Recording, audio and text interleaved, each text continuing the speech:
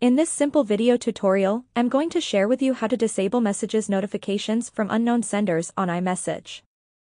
This helps in maintaining a clutter-free inbox, allowing you to prioritize messages from known contacts while avoiding unsolicited interruptions. To do this, simply head to your phone settings. On the Settings page, navigate onto the option of Messages. You will want to head onto this option of Notifications.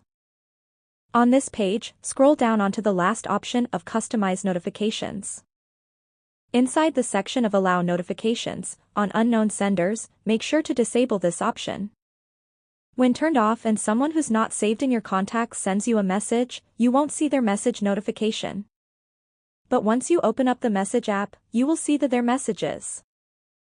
That's how easy it is to disable message notifications from unknown senders on iMessage. If you have any questions, just let me know in the comments section down below.